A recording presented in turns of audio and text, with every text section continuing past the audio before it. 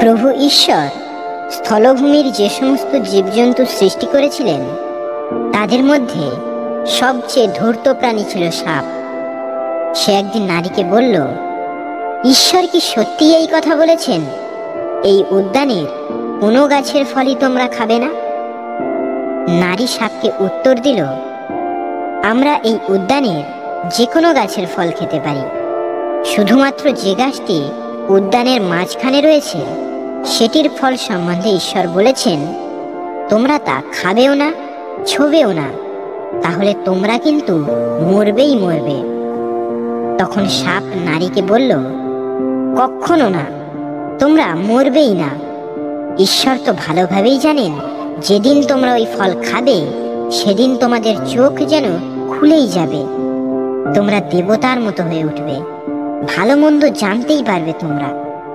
তখন নারী দেখল ওই গাছের ফল খাদ্য হিসেবে ভালোই, বোধ বুদ্ধি পাবার ব্যাপারে তার তো একটা আকর্ষণও রয়েছে, তাই সে তখন গাছ থেকে কয়েকটি ফল পেড়ে নিয়ে নিজে খেলো, পাশে দাঁড়ানো তার স্বামীকেও দিল, আর সেও তা খেয়ে নিল। আর তখন তাদের দুজনেরই চোখ খুলে গেল। তাদের হঠাৎ খেয়াল হলো যে তারা উলঙ্গ, তাই একটা আঞ্জির গাছের পাতা একসঙ্গে জুড়ে নিয়ে তারা কোমরের একটি আবরণ তৈরি করে নিল। সেই সময় তারা প্রভু ঈশ্বরের পায়ের শব্দ শুনতে পেল। সন্ধ্যার স্নিগ্ধ বাতাসে তিনি উদ্যানের মধ্যে হেঁটে বেড়াচ্ছিলেন। তারা স্বামী স্ত্রী দুজনেই তখন উদ্যানের গাছপালার মধ্যে প্রভু ঈশ্বরের দৃষ্টির আড়ালে গিয়ে লুকিয়ে পড়ল। তখন প্রভু ঈশ্বর সেই মানুষকে ডেকে বললেন, কোথায় তুমি? সে উত্তর দিল, উদ্যানে তোমার পায়ের শব্দ শুনে আমার ভয় হলো, আমি যে উলঙ্গ তাই লুকিয়েছিলাম। তিনি জিজ্ঞেস করলেন, তুমি যে উলঙ্গ সে কথা কেই বা তোমাকে জানালো? যে গাছের ফল আমি তোমাকে খেতে বারণ করেছিলাম তুমি কি তাহলে তার ফল খেয়েছ? মানুষ বলল, যে নারীকে তুমি আমার সঙ্গিনী করেছ সেই আমাকে ওই গাছের ফল দিল, আর আমিও খেয়ে নিলাম। তখন প্রভু ঈশ্বর নারীকে বললেন, এ তুমি কি করলে? নারী উত্তর দিল, সাপটা যে আমাকে ভুলিয়ে দিল আর আমিও খেয়ে নিলাম। তখন প্রভু ঈশ্বর সাপকে বললেন, এ কাজ করেছ বলে সমস্ত গবাদি পশু ও স্থলভূমির সমস্ত জীবজন্তুর মধ্যে তুমি অভিশপ্ত হয়ে থাকবে। যতদিন বেঁচে থাকবে ততদিন বুকে ভর দিয়েই চলবে তুমি, ধুলো খেয়েই থাকতে হবে তোমায়। তোমার ও নারীর বংশের মধ্যে আমি শত্রুতা জাগিয়ে তুলব, তার বংশের মানুষ তোমার মাথায় আঘাত হানবে আর তুমি তাদের পায়ের গোড়ালিতে ছোবল মারবে।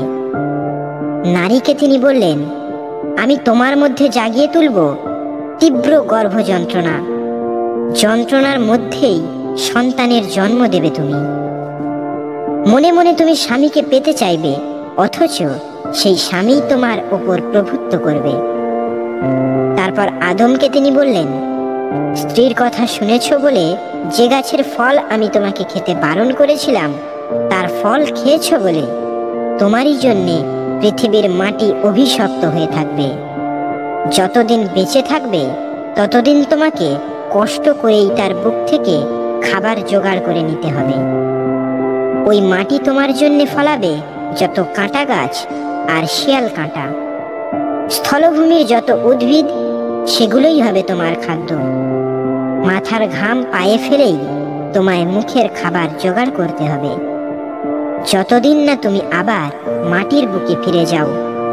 কেননা ওই মাটির বুক থেকেই তোমাকে যে একদিন তুলে আনা হয়েছিল, আর সত্যিই তো ধুলো তুমি, ধুলোতেই তোমাকে আবার ফিরে যেতে হবে।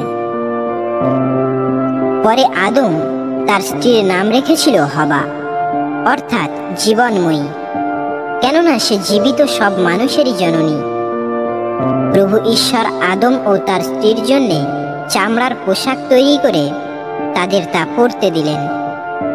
তারপর প্রভু ঈশ্বর বললেন, মানুষ তো দেখছি যেন আমাদেরই একজন হয়ে উঠেছে, তার তো ভালো মন্দের জ্ঞান হয়েছে। এখন দেখতে হবে সে যেন হাত বাড়িয়ে জীবন বৃক্ষের ফলও পেড়ে না নেয়, আর সেই ফল খেয়ে যেন চিরজীবী না হয়। তাই প্রভু ঈশ্বর মানুষকে এদেন উদ্যান থেকে বের করে দিলেন। তাকে এবার থেকে মাটিতে চাষ করতে হবে, সেই মাটি যার বুক থেকে একদিন তাকে তুলে আনা হয়েছিল।